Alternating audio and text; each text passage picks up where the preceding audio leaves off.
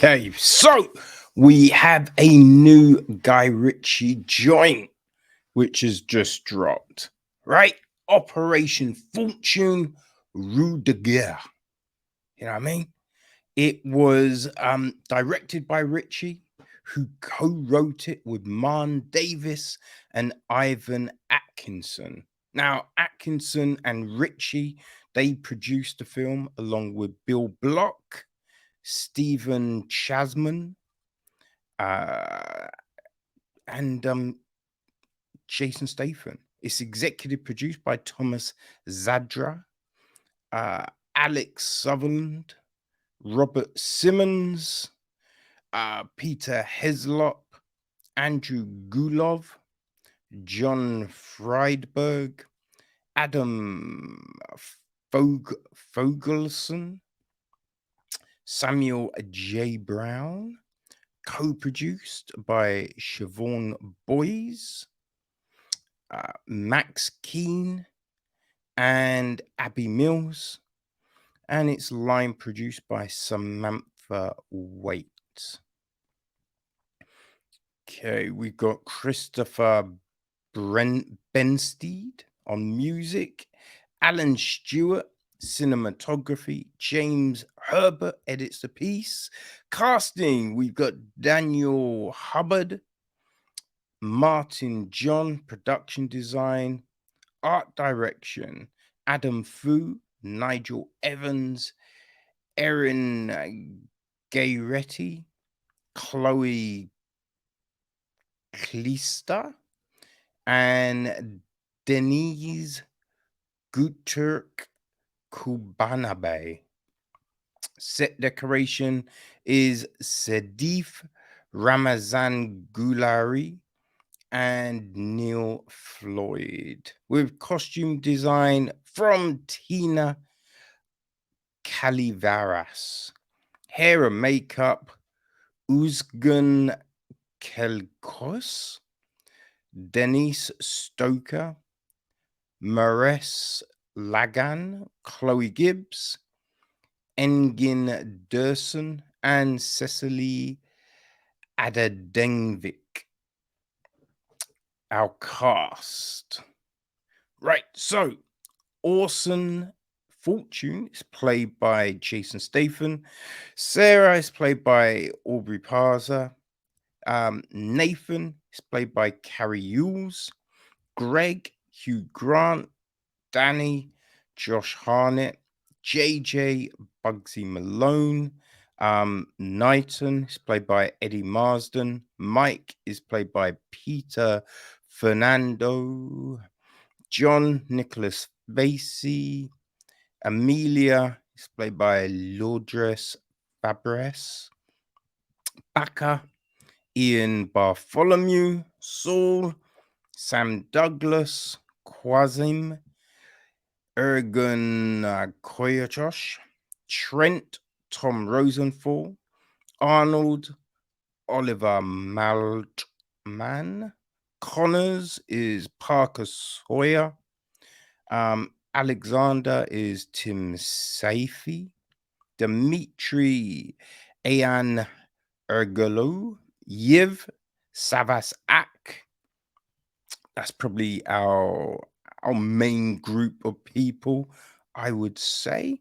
Now, the gist of the film is this, right? Super spy Orson Fortune must track down and stop the sale of a deadly new weapons technology wielded by billionaire arms broker Greg Simmonds. Reluctantly teamed with some of the world's best operatives, Fortune and his crew recruit Hollywood's biggest movie star, Danny Francesco, to help them on their globe-trotting undercover mission to save the world. So, yeah, there you go. Right, this is one of them films that was meant to come out in 2022, but because of COVID, it got pushed back, right? It's hit some cinemas, and in some places it's gone streaming, like in the UK. I think another one of the delays was because our bad guys Well, some of the bad guys, not all of them. Some of them are Ukrainian, right? And it's like, oh, because of the war, we don't want to show Ukrainians as being bad. When it's just like, it's a film. No one's gonna watch this and go, oh, well, they deserve to be invaded. Oh, fuck that. It's a fucking piece of fiction, right? It's one of the nutty things that happens, man. It's one of the nutty things that happen, you know? But, it's now out. It's now out in the world, right? What I really did like, I found it something I really did like about this film was the beginning, right? Because we've got Cary Elwes walking down the corridor, right? We've got yeah, his character Nathan walking down the corridor to speak to the head of MI5 or whatever the fuck it is. And while that's going on, in another part of the world, this big raid is taking place. And so you've got the contrast of these two scenes. This one man walking down the corridors of this old, venerable building. And then you've got this covert mission, people, black masks, it's the dead of night, going through, shooting people, being all spy-like, right? And it's all kind of framed by the sound of footprints. Well, no, footprints obviously don't make sound. Footfalls. What the fuck would you call it? Someone walking, right? The sound of someone walking. You're hearing him walking down the corridor. It's like, obviously that's not what it sounds like, but you know what I mean, people. But we have that sound, and then we got these two scenes, and I thought that was done really well. I really enjoyed that opening sequence. You know what I mean? The rest of the film, the rest of the film, well. I mean, there's a lot of action, right? There's a lot of action. There was some fight scenes in a lift towards the end of the film, which I thought were done very well. I enjoyed those. You know what I mean? Some of the other action and stuff. I mean, it's. I mean, there seems to be a lot of navel gazing, right? What I mean is, we have these moments where someone could do a thing, but there's that period of time where they're taking pictures, as they say. You know what I mean? You're looking at someone else, and oh, ooh, ooh, ooh. And then it's just like, hello, Mike. Hello, Orson. And then you're just like, do the pic. Like, you could have done the thing by now. But instead, we've got these weird, and they just like, come on, man, it wouldn't go like that, right? Someone would just take a shot or run down the corridor or do a thing.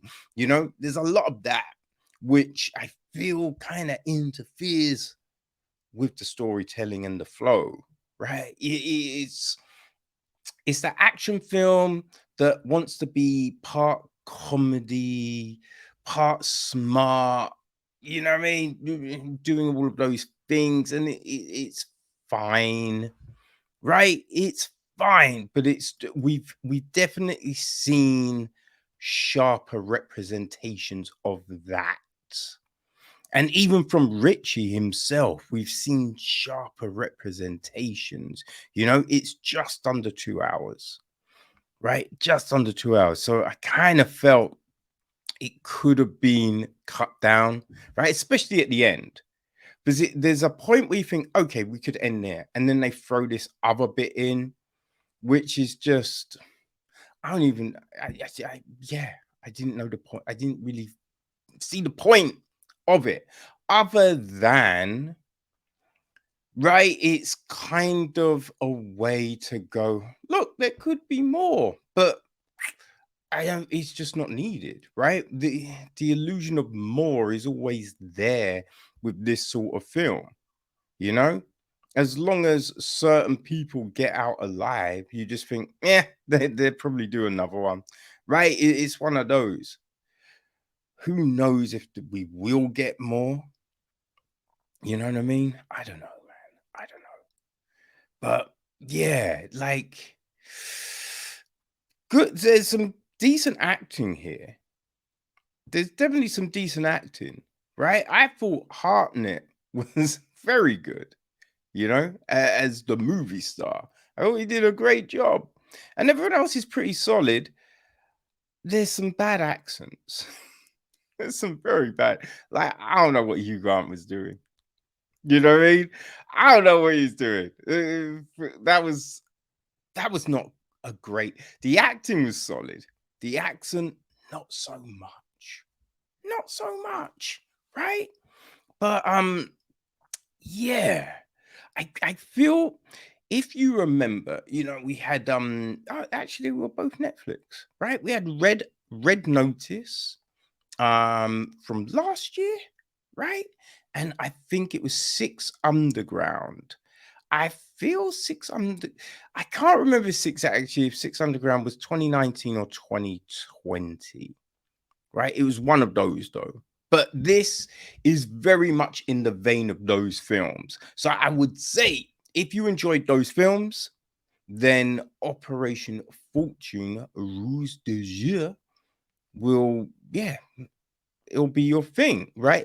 I mean, even stuff like The Gentleman or Wrath of Man. If you enjoy those, because they're very much in the same vein, right? It's that those films trying to be self-aware, trying to throw in the humor and just all of that, the way the scenes are chopped up, the action, you know what I mean?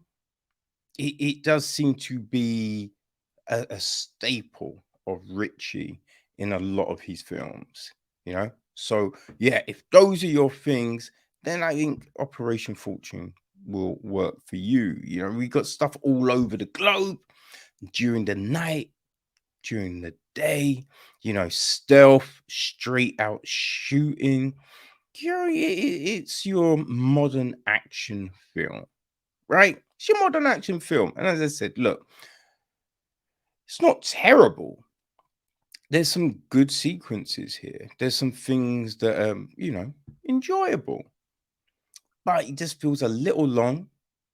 And, you know, a lot of things happen where you're just like, what are we doing here?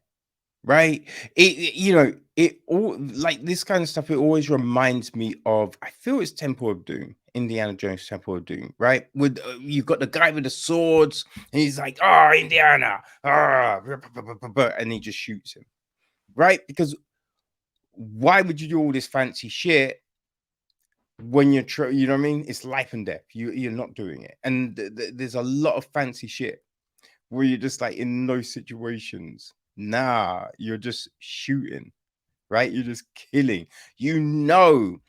That the double crosses, you can see those coming. That there's going to be those happening, and the fate of most of the characters here, right? It's predictable in that way, but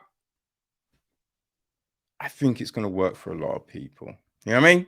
So yes, it is now out everywhere. So Operation Fortune, Rue de Guerre.